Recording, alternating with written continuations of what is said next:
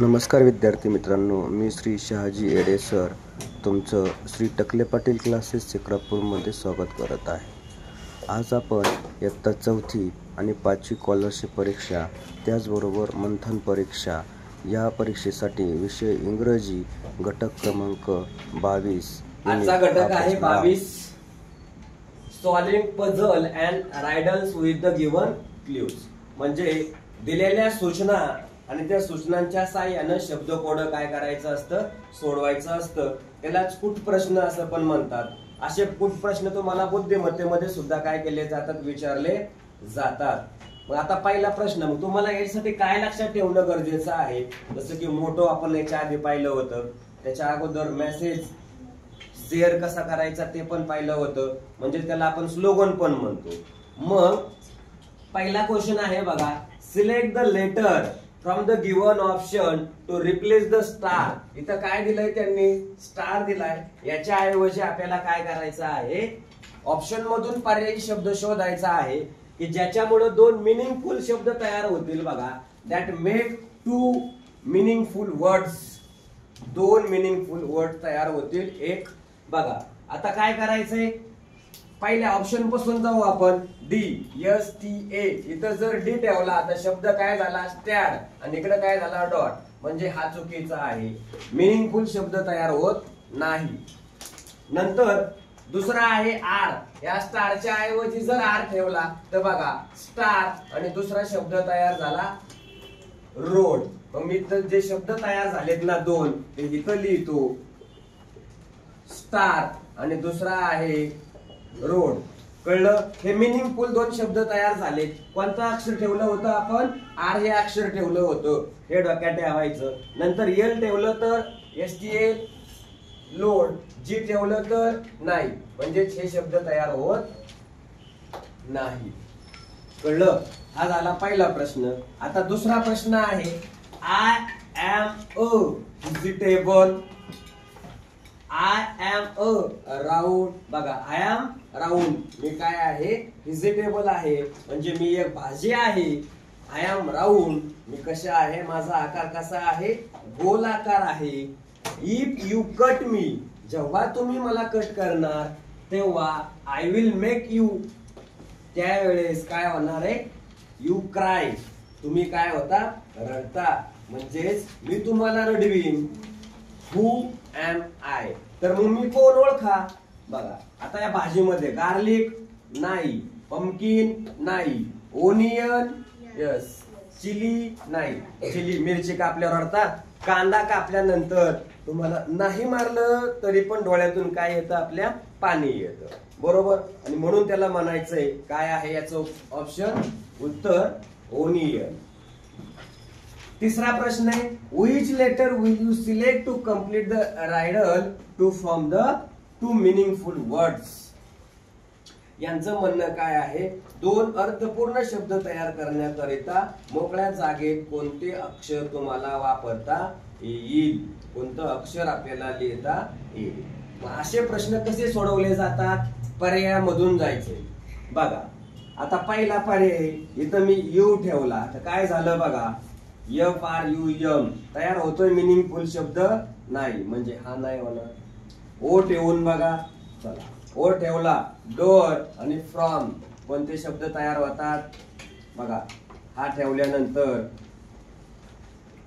Door आणि दुसरा आहे फ्रॉम, म्हणजे हे दोन शब्द तयार होतात. म्हणजे या प्रश्नाचं उत्तर जे आहे तर ते काय आहे, ओ हे अक्षर या चौकटीमध्ये आपल्याला काय करता येईल, ठेवता येईल.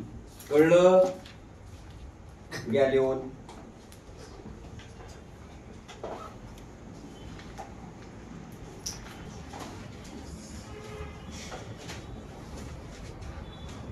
चौथा प्रश्न आहे,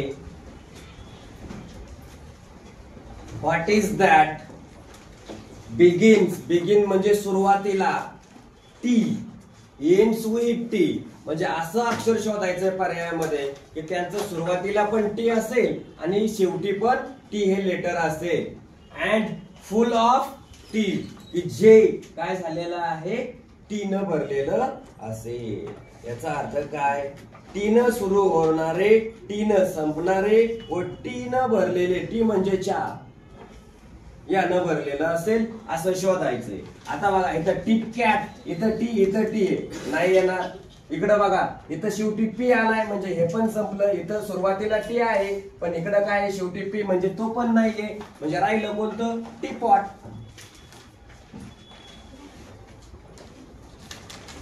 सुरुवातीला टी, शेवटाला टी, या दोघांमध्येच आहे आणि म्हणून ऑप्शन नंबर किती?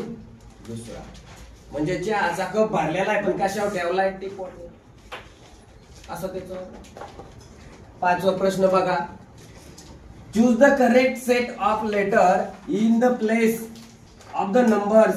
या पझल मध्ये त्यांनी 1 2 3 हे काय केले? नंबर दिलेले आहेत आणि या नंबर मध्ये to complete the name of the things in kitchen. म्हणजे काय? आपल्या स्वयंपाकघरामध्ये, किचन मध्ये असणाऱ्या ह्या वस्तू आहेत त्यांचा पर्यायी तुम्हाला काय करायचे? शब्द तयार करायचे. बघा मग आता आपण शेवटाकडून सुरुवात करू. यस, जर याला 1 नंबर दिला, याला 2 नंबर, याला 3 नंबर.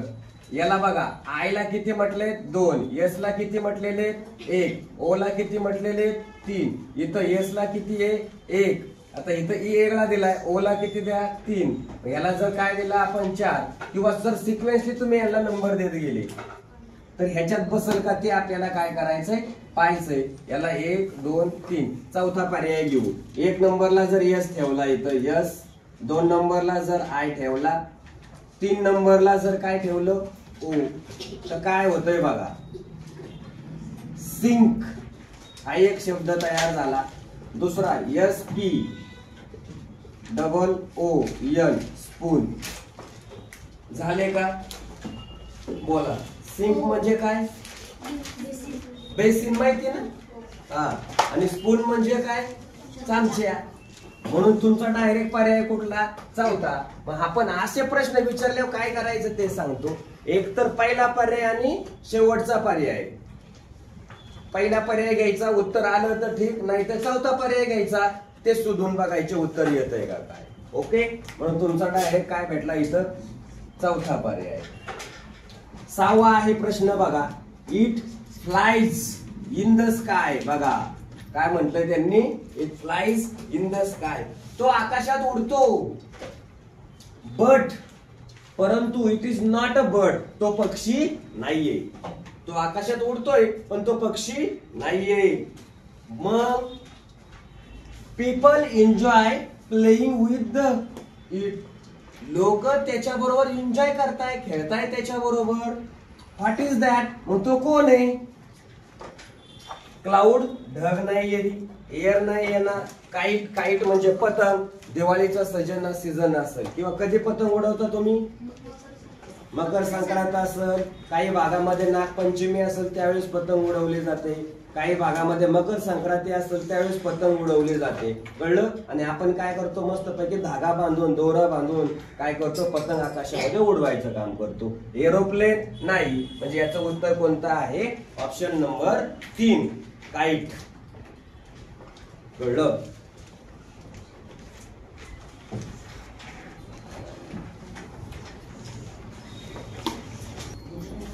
सातवा प्रश्न आहे बघा. Solve the riddles. म्हणजेच थोडस काय केलंय त्यांनी? क्वेश्चन दिलेला आहे, कोड सोडवायचा आहे. काय कोड आहे बघा? हा प्रश्न 2021 ला पेपर मध्ये विचारलेला आहे. I use a spanner. Spanner म्हणजे पाना. स्पॅनर म्हणजे काय? पाना. And a screwdriver. Screwdriver. Who am I. तर मी कोण? ओळखा पाहू मी कोण. तुम्ही कोडे खेळता ना बसल्या बसल्या. बघा. मग मेकॅनिक, पॉटर, मिल्कमॅन. पॉटर कुंभार, मिल्कमॅन दूध देणारा गवळी, फार्मर शेतकरी. राहिलं कोण? मेकॅनिक. म्हणजे मेकॅनिककडे काय असतं? स्पॅनर असतो आणि स्क्रू ड्रायव्हर असतो. याच्यानंतर 8वा प्रश्न आहे. Solve the riddles. आता हा प्रश्न 2019 ला विचारलेला आहे पेपर मध्ये. I use a stethoscope and examine the patient. म्हणजे माझ्याकडे काय आहे? स्टेथोस्कोप आहे आणि मी काय करतो? पेशंटला एक्झामिन करायचं काम करतो. म्हणजे त्याला आपण काय म्हणतो? पेशंटला तपासायचं काम करतो, असं यांचं म्हणणं आहे. तर हु आय एम, तर मी कोण? मेकॅनिक नाहीये. मेकॅनिककडे स्टेथोस्कोप नसतो, तो कोणाकडे असतो? डॉक्टरांकडे असतो. म्हणजे डॉक्टर काय करतो? स्टेथोस्कोपच्या साहाय्यानं पेशंटला चेक करायचं काम करतो. आणि म्हणून हे कोणाशी लागू पडतं विधान? डॉक्टर यांच्याशी लागू पडत आहे. अशा प्रकारे हा टॉपिक या ठिकाणी संपलेला आहे. हा व्हिडिओ जर तुम्हाला आवडला तर तुमच्या मित्रमैत्रिणींना शेअर करा आणि Neptune scholar academy YouTube channel subscribe करा आणि शेजारचं बेल आयकॉनचं बटनही दाबायला विसरू नका. धन्यवाद.